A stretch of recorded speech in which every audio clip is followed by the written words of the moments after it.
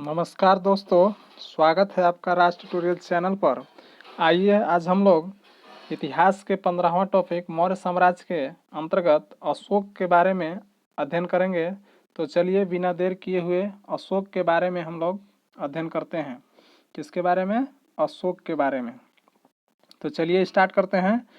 बिंदुसार का उत्तराधिकारी अशोक महान हुआ, जो 269 ईसा पूर्व में मगध के राजगद्दी पर बैठा। अशोक की माता का नाम सुभद्रांगी था, दिव्यवाचन के अनुसार। यानी बिंदुसार के उत्तराधिकारी कौन हुआ? अशोक महान हुआ। कब हुआ? तो 269 ईसा पूर्व में। कब बैठा मगध के राजगद्दी पर? तो 269 ईसा पूर्व में बैठा। अशोक का माता का क्या नाम था? तो सुभद्रांगी। ठीक ना? किसके अनुसार? दिव्यवाचनों के अनुसार। ठीक ना? अशोक का माता जी का क्या नाम था? सुभद्रांगी। राजगद्दी पर बैठने के समय अशोक अवंती का राजपाल था। राजगद्दी पर जब बैठा था तो उस समय अशोक कहाँ का राजपाल था? तो अवंती का राजपाल था। मास्की तथा गुर्जरा अभिलेख में अशोक का नाम अशोक मिलता है। मास्की तथा गुर्जरा अभिलेख में अशोक का नाम क्या मिलता है? तो अशोक मिलता है। ठीक ना? पुराणों में अशोक को अशोक वर्धन कहा गया है। पुराण में अशोक को क्या कहा गया है? तो अशोक वर्धन कहा गया है। अशोक ने अपने अभिषेक के 8 वर्ष बाद लगभग 261 ईसा पूर्व में कलिंग पर आक्रमण किया और कलिंग की राजधानी तोसाली पर अधिकार कर लिया। अशोक ने अपने राज्याभिषेक के 8 वर्ष बाद क्या किया कि 261 ईस्वी पूर्व में कलिंग पर आक्रमण कर दिया। कहाँ आक्रमण कर दिया? कलिंग पर आक्रमण कर दिया। और कलिंग की राजधानी तोसाली पर, कलिंग की राजधानी कहाँ थी? तोसली। और उस पर क्या कर लिया? अधिकार कर लिया। यह उल्लेख जो है 13वें शिलालेख में मिलता है। कहाँ मिलता है? 13वें शिलालेख में इसका उल्लेख मिलता है। प्लिनी के कथन है कि मिस्र का राजा फिलाडेल्फस यानी टोलमी सेकंड ने पाटलिपुत्र में डियानिसियस नाम का एक राजदूत भेजा था अशोक के दरबार में। किसका कथन है? प्लिनी का कथन है कि मिस्र का राजा फिलाडेल्फस यानी टोलमी द्वितीय ने पाटलिपुत्र में डियानिसियस नाम का एक राजदूत भेजा था। किसके दरबार में? अशोक के दरबार में भेजा था। दोस्तों, यदि ये वीडियो आपको अच्छा लगता है तो लाइक कीजिए, सब्सक्राइब कीजिए, दोस्तों में शेयर कीजिए और कमेंट्स कीजिए। ठीक ना? आपका कमेंट्स जो है सहृदय स्वीकार है। यदि वीडियो में कोई त्रुटि हो तो बताइए। चलिए आगे हम लोग अशोक के बारे में पढ़ते हैं। उपगुप्त नामक बौद्ध भिक्षु ने अशोक को बौद्ध धर्म की दीक्षा दी। कौन दिया? कौन बौद्ध भिक्षु था? उपगुप्त नाम था। कौन सा नाम था? उपगुप्त। ठीक ना? क्या चीज का दीक्षा दिया? तो बौद्ध धर्म की दीक्षा दिया। नोट: आजीवक संप्रदाय की स्थापना मखली गोसाल ने की थी। आजीवक संप्रदाय की, ठीक ना, स्थापना किसने किया? तो मखली गोसाल ने की थी। अशोक एक उपासक के रूप में अपने राज्याभिषेक के 10वें वर्ष में बोधगया की, 12वें वर्ष में नागाली सागर की और 20वें वर्ष में लुम्बिनी की यात्रा की। अशोक एक उपासक के रूप में, ठीक ना, जब राजा बना उसके 10वें वर्ष में बोधगया पहुंचा और 12वें वर्ष में कहाँ? निगाली सागर में और 20वें वर्ष में लुम्बिनी की यात्रा की। किसका यात्रा किया? लुम्बिनी की यात्रा की। अशोक ने आजीविकों को रहने हेतु बराबर की पहाड़ियों में 4 गुफाओं का निर्माण करवाया, जिसका नाम कर्ज, चौपार, सुदामा तथा विश्व झोपड़ी था। अशोक ने आजीविकों को रहने के लिए, किसको? आजीविकों को रहने के लिए बराबर की पहाड़ियों में 4 गुफाओं का निर्माण किया, जिसका नाम क्या है? कर्ज है पहला, दूसरा चौपार है, तीसरा सुदामा है और चौथा विश्व झोपड़ी था। अशोक के पौत्र दशरथ ने आजीविकों को नागार्जुन गुफा प्रदान की थी। अशोक का जो पौत्र था, अशोक का पौत्र कौन? दशरथ ने आजीविकों के लिए क्या दिया? नागार्जुन का गुफा प्रदान की थी। अशोक के 7वें स्तंभ लेख में आजीविकों का उल्लेख किया गया है तथा महापात्रों के आजीविकों के हितों को ध्यान में रखने के लिए कहा गया है। अशोक के कौन सा अभिलेख में आजीविकों का उल्लेख किया गया है? तो 7वें अभिलेख में जो है, स्तंभ लेख में, अशोक के 7वें स्तंभ लेख में किसका वर्णन मिलता है? आजीविकों का उल्लेख मिलता है। ठीक ना? तथा महापात्रा को आजीविकों के हितों को ध्यान रखने के लिए कहा गया। और किसको जो है आजीविकों को ध्यान रखने के लिए कहा गया? तो महापात्रा को। अशोक ने बौद्ध धर्म के प्रचार के लिए अपने पुत्र महेंद्र और पुत्री संघमित्रा को श्रीलंका भेजा तथा बौद्ध परंपरा और उसके लिपियों के अनुसार अशोक ने 84,000 स्तूपों का निर्माण किया था। अशोक ने अपने बौद्ध धर्म के प्रचार प्रसार के लिए अपने ही पुत्र, किसको? महेंद्र को, और उसकी पुत्री किसको? संघमित्रा को श्रीलंका भेजा। यानी अशोक ने बौद्ध धर्म के प्रचार प्रसार के लिए अपने ही पुत्र महेंद्र और पुत्री संघमित्रा को श्रीलंका भेजा। और बौद्ध परंपरा और उसके लिपियों के अनुसार अशोक ने 84,000, कितना? 84,000 स्तूपों का निर्माण किया था। भारत में शिलालेख का प्रचलन सर्वप्रथम अशोक ने किया था। भारत में शिलालेख का सर्वप्रथम प्रयोग किसने किया, प्रचलन? तो अशोक ने किया। अशोक के शिलालेखों में ब्राह्मी, खरोष्टी, ग्रीक और आर्माइक लिपि का प्रयोग हुआ है। अशोक का जो शिलालेख है उसमें कौन कौन सा लिपि का प्रयोग हुआ है? तो ब्राह्मी लिपि, खरोष्टी लिपि, ग्रीक लिपि और आर्माइक लिपि का प्रयोग हुआ है।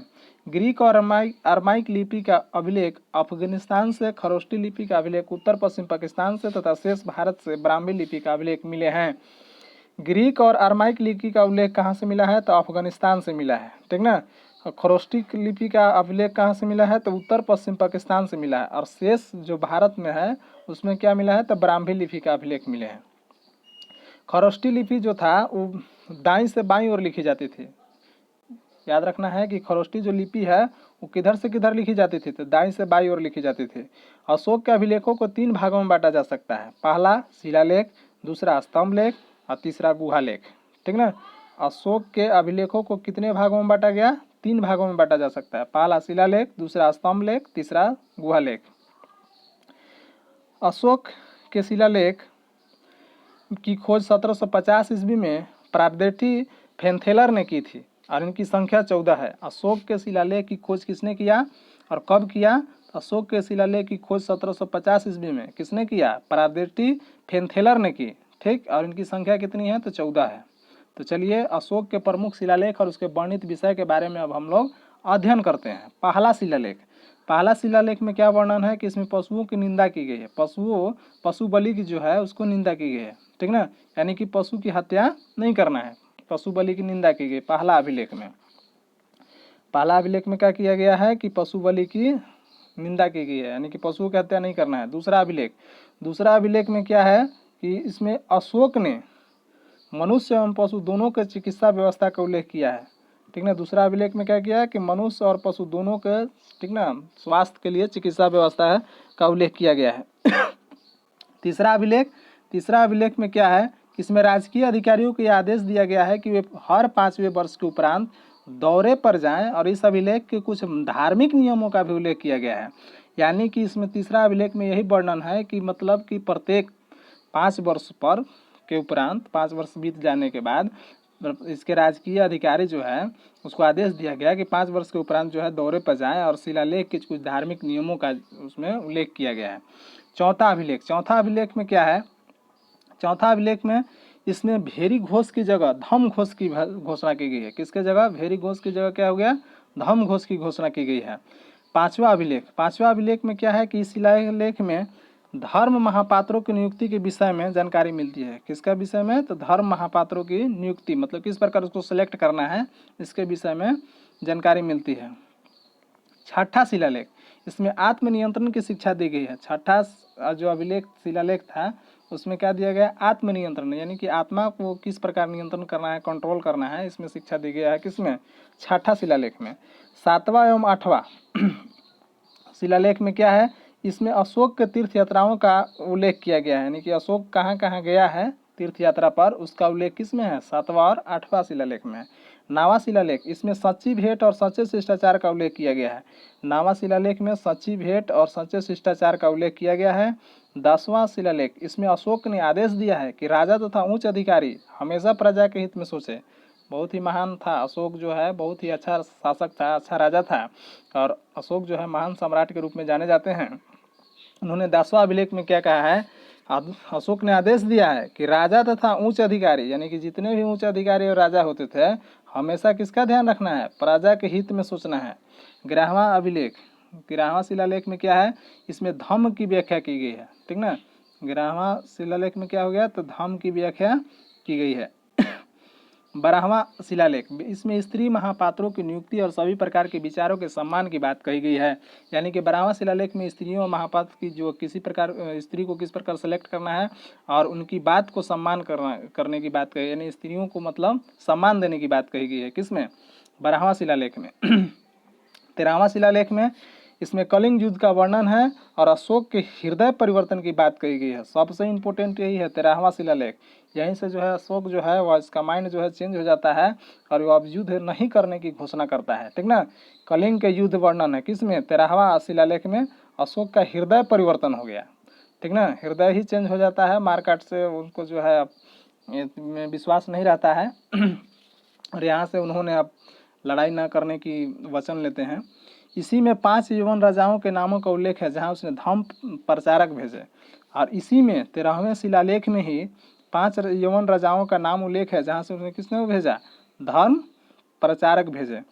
14वां शिलालेख जो कि अंतिम शिलालेख है, इसमें क्या है, अशोक ने जनता को धार्मिक जीवन बिताने के लिए प्रेरित किया। 14वां शिलालेख में क्या है कि अशोक ने जनता को कौन सा जीवन, धार्मिक जीवन बिताने के लिए प्रेरित किया। अशोक के स्तंभ लेखों की संख्या 7 है। अशोक के स्तंभ लेखों की संख्या कितना है, 7 है, जो केवल ब्राह्मी लिपि में लिखी गई है। यह अलग अलग स्थानों से प्राप्त हुआ है।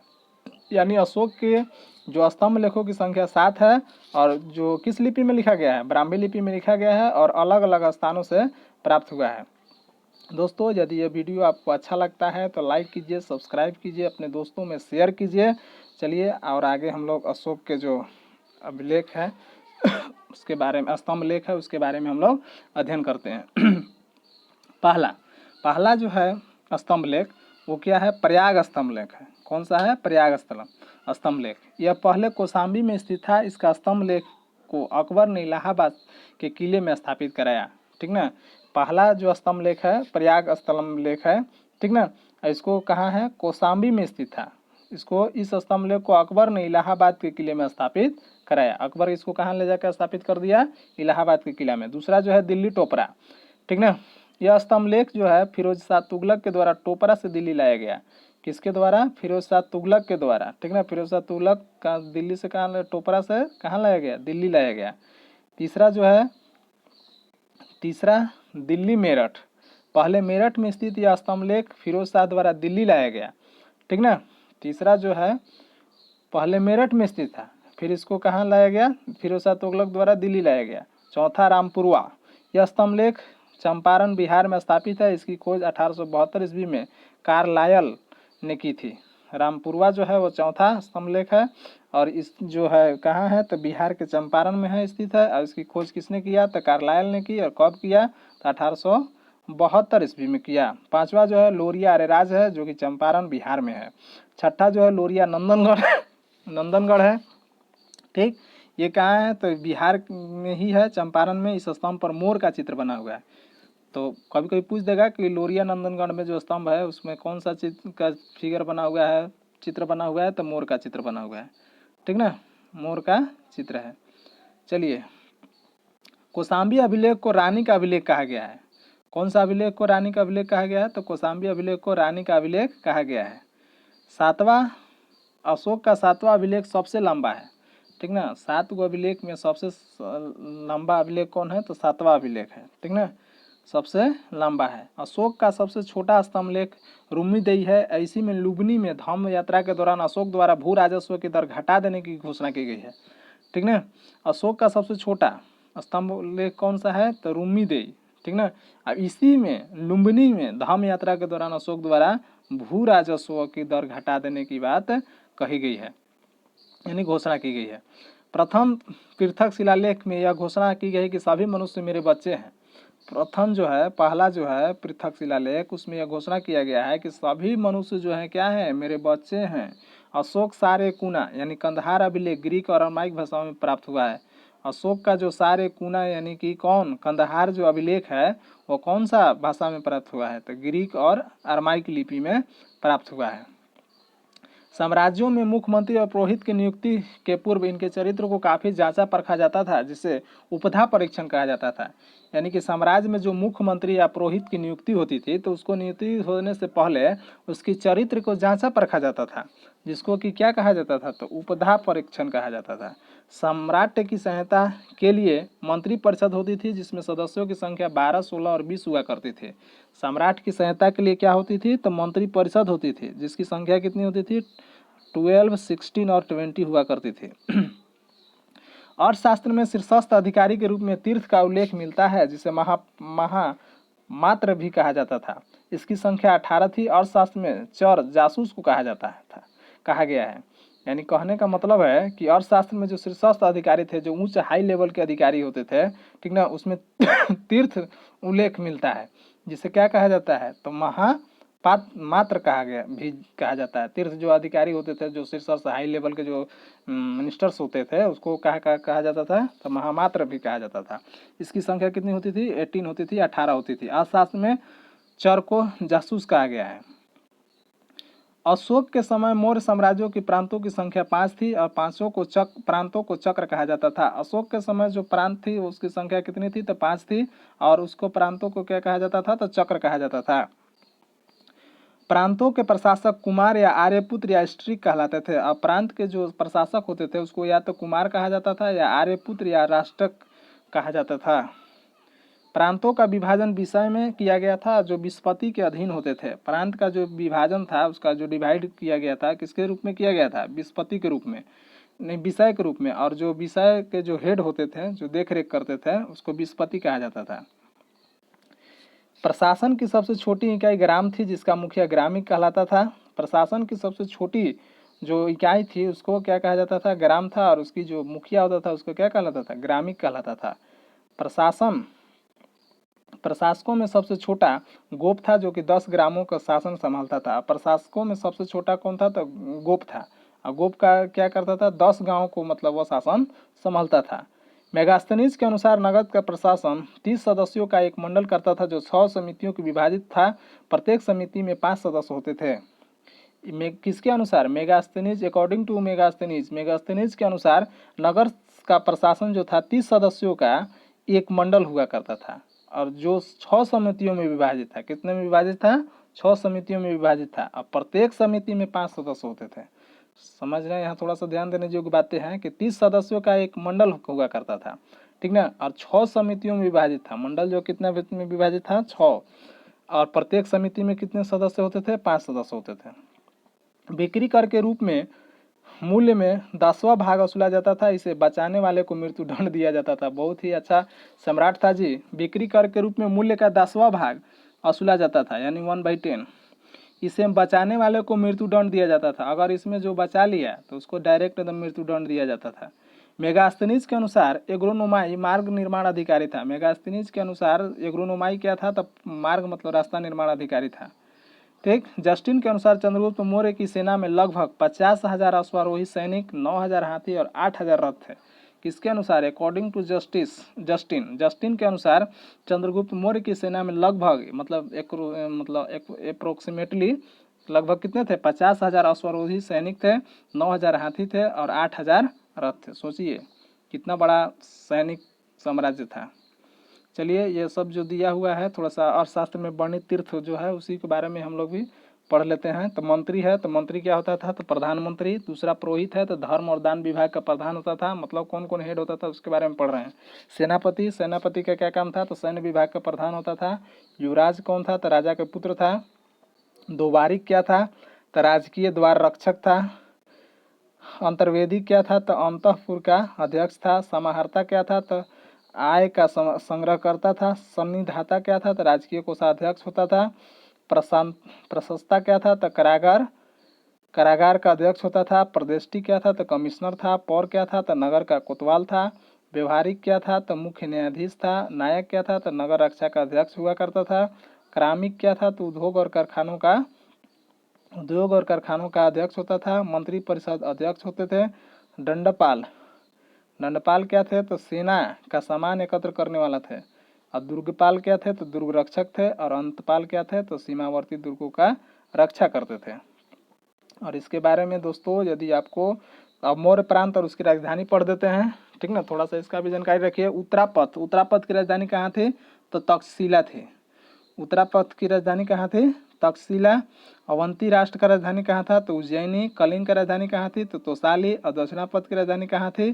सुवर्णगिरी। और प्रासी की राजधानी कहाँ थी? तो पाटलिपुत्र। प्रासी की राजधानी कहाँ थी? पाटलिपुत्र। दोस्तों, यदि और वीडियो अपलोड है, यदि आप लोग नहीं देखे हैं तो वीडियो को जाइए देखिए, ताकि ज़्यादा से ज़्यादा आपको समझ में आए, ठीक ना। और यदि आपको अच्छा लगता है तो लाइक कीजिए, सब्सक्राइब कीजिए और अपने दोस्तों में शेयर कीजिए। चलिए, और आगे हम लोग अशोक के बारे में पढ़ते हैं। जस्टिन नामक यूनानी लेखक के अनुसार चंद्रगुप्त ने अपनी 6 लाख की फौज से सारे भारत को रौंद दिया। यह बात सही भी हो सकती है और नहीं भी। लेकिन यह सही है कि चंद्रगुप्त ने पश्चिमोत्तर भारत के सेल्यूकस की गुलामी से मुक्त किया। कहने का मतलब है कि जस्टिन नामक जो यूनानी लेखक है ओकरा अनुसार वो कह रहा है कि चंद्रगुप्त अपनी 6 लाख की फौज से, कितना 6 लाख की फौज था उसके पास, भारत को, सारे भारत को रोन दिया। ठीक ना, यह बात सही भी हो सकती है, चूंकि पहले अब सही है कि गलत है अब उसके अनुसार है, कह रहा है कि सही भी हो सकती है गलत भी हो सकती है, लेकिन इतना तो तय है, मतलब इतना तो सही है कि चंद्रगुप्त ने ही पश्चिमोत्तर भारत को सेल्यूकस की गुलामी से मुक्त किया था। जानिए रहा है सेल्यूकस हार गया था, सेल्यूकस निकेटर। युद्ध क्षेत्र में सेना का नेतृत्व करने वाला अधिकारी नायक कहलाता था। युद्ध क्षेत्र में जो सेना का हेड होता था, जो अधिकारी, उसको क्या कहा जाता था? नायक कहा जाता था। सैन्य विभाग का सबसे बड़ा अधिकारी सेनापति होता था। प्लिनी नामक यूनानी लेखक के अनुसार चंद्रगुप्त की सेना में 6 लाख पैदल सिपाही और 30,000 घुड़सवार और 9,000 हाथी थे।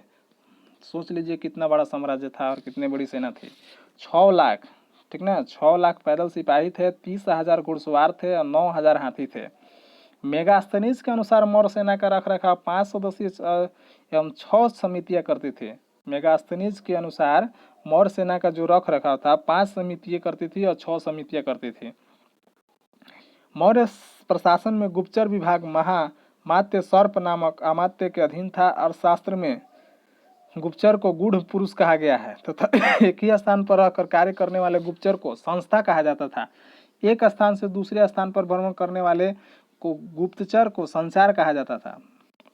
मौर्य प्रशासन में जो गुप्तचर विभाग थे उसको क्या कहा जाता था? महामात्य सर्प, ठीक ना। और शास्त्र में गुप्तचर जो थे उसको गूढ़ पुरुष कहा जाता था, यानी जो गुप्तचर जो गुप्त रूप से जो काम करते थे उसको क्या कहा जाता था? गूढ़ पुरुष कहते थे, ठीक ना। और एक ही स्थान पर रहकर जो कार्य करते थे उसको संस्था कहते थे। गुप्तचर जो एक ही स्थान पर रहकर काम करते थे उसको संस्था कहा जाता था, और एक स्थान से दूसरे स्थान पर जो जाते थे उसको संचार कहा जाता था, ठीक ना। जो गुप्तचर एक स्थान पर रहकर ही काम करते थे उसको संस्था कहा जाता था, जो गुप्तचर एक स्थान से दूसरे स्थान भ्रमण करके चले जाते थे उसको संचार कहा जाता था। अशोक के समय जनपदीय न्यायालय के न्यायाधीश को राजू कहा जाता था। अशोक के समय जो जनपदीय न्यायालय के न्यायाधीश होते थे उसको क्या कहा जाता था? राजू कहा जाता था। सरकारी भूमि को सीता भूमि कहा जाता था। ये याद रखना है, परीक्षा की दृष्टि से इम्पोर्टेंट है कि मौर्य साम्राज्य में सरकारी भूमि को क्या कहा जाता था? सीता भूमि कहा जाता था। बिना वर्षा के अच्छी खेती होने वाली भूमि को अदेव मातृक कहा जाता था, यानी कि जहाँ कृषि बिना वर्षा के ही हो जाती थी तो उसको क्या, भूमि को क्या कहा जाता था? अदेव मातृक कहा जाता था।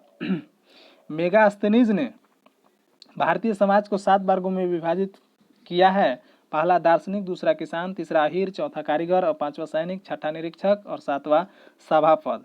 यानी अकॉर्डिंग टू मेगास्थनीज, मेगास्थनीज के अनुसार भारतीय समाज को कितने भागों में बांट दिया गया? 7 भागों में। कौन कौन से भाग थे आइए उसके बारे में पढ़ते हैं। पहला दार्शनिक, दूसरा किसान, तीसरा अहीर, चौथा कारीगर, 5वां सैनिक और छठा निरीक्षक और 7वां जो है सभापद। स्वतंत्र वेश्यावृत्ति को अपनाने वाली महिला रूपा जीवा कहलाती थी, यानी कि जो अपने आप से फ्री मतलब वेश्यावृत्ति करती थी महिला उसको क्या कहते थे? रूपा जीवा कहलाती थी। नंद वंश के विनाश करने में चंद्रगुप्त मौर्य ने कश्मीर के राजा प्रवर्तक से सहायता प्राप्त की थी। और नंद वंश का विनाश करने में चंद्रगुप्त मौर्य ने किसकी सहायता लिया था? तो कश्मीर के राजा कौन? प्रवर्तक से सहायता ली थी। मौर्य शासन 137 वर्षों तक रहा और भागवत पुराण के अनुसार मौर्य वंश में 10 राजा हुए जबकि वायु पुराण के अनुसार 9 राजा हुए। कहने का मतलब है कि मौर्य शासन जो है कितना वर्षों तक चला? लगभग 137 वर्षों तक चला। 137 वर्षों तक चला और भागवत पुराण के अनुसार जो है इसमें 10 राजा हुए। किसके अनुसार? भागवत पुराण के अनुसार। जबकि वायु पुराण के अनुसार जो है 9 राजा हुए, ठीक ना। दोनों में कंट्रोवर्सी है, कोई कह रहा है कि 10 राजा हुए तो कोई कह रहा है कि 9 राजा हुए। यानी कि ये बस इतना याद रखना है कि भागवत पुराण के अनुसार जो है मौर्य वंश में 10 राजा हुए जबकि वायु पुराण के अनुसार कितना कह रहा है? 9 राजा हुए। मौर्य वंश का अंतिम शासक बृहदर्थ था। मौर्य वंश का ये एकदम रखना है, परीक्षा की दृष्टि से एकदम इम्पोर्टेंट है, कभी कभी पूछ देता है कि मौर्य वंश का अंतिम शासक कौन था? तो मौर्य वंश का अंतिम शासक जो है बृहदर्थ था। इसकी हत्या करके सेनापति पुष्य शुंग ने 185 ईसा पूर्व में कर दी और मगध पर न्यू शुंग वंश की नींव डाली। और इसकी हत्या कौन कर दिया? तेकर सेनापति कर दिया। कौन? पुष्यमित्र शुंग ने कर दिया। कब? 185 ईस्वी पूर्व में। और मगध की राजधानी मगध पर शुंग वंश की नींव डाल दी, यानी कि उसी का सेनापति ने ही इसको हत्या कर दिया 185 ईस्वी पूर्व में, और हत्या करके मगध पर नया जो है साम्राज्य शुंग वंश के नाम से स्थापित कर दिया। नोट, अशोकाराम बिहार पाटलिपुत्र में था। अशोकाराम कहाँ था? तो बिहार के पाटलिपुत्र में था। चलिए इसके बाद और भी जो अशोक से रिलेटेड हैं उसके बारे में थोड़ा सा अध्ययन कर लेते हैं। सैन्य समिति और उनके कार्य समिति। प्रथम समिति जल सेना की समिति था। द्वितीय जो था यातायात और रसद की व्यवस्था थी। तृतीय जो थी पैदल सैनिकों की देखरेख थी। चतुर्थ समिति जो थी अश्वरोहियों की सेना की देखरेख करता था। पंचम समिति जो था वह गज सेना की देखरेख करता था, और जो छठा समिति था वो रथ सेना की देखरेख करता था। तो दोस्तों यह वीडियो आपको कैसा लगा? यदि आपको अच्छा लगा तो हमारे चैनल को सब्सक्राइब कीजिए, अपने दोस्तों में शेयर कीजिए, और आपको यदि कुछ कमी लगता है तो कमेंट्स बॉक्स में ज़रूर लिखें। यदि आपने मेरे वीडियो को नहीं देखे हैं तो अभी और से वीडियो अपलोड है, उसको जाकर डिस्क्रिप्शन बॉक्स में लिंक दिया हुआ है, उसमें जाकर आप देख सकते हैं। और मेरे चैनल को सब्सक्राइब कीजिए ताकि आने वाले नेक्स्ट वीडियो जब हम लोग पढ़ेंगे, कौन सा चैप्टर पढ़ेंगे, तो ब्राह्मण साम्राज्य, चूँकि शुंग वंश का पुष्यमित्र शुंग जो है अब न्यू रखा है शुंग वंश का, तो उसमें जो है हम लोग अध्ययन करेंगे। तो आप बेल घंटा ज़रूर दबाइए ताकि आपको नोटिफिकेशन मिल सके। नमस्कार।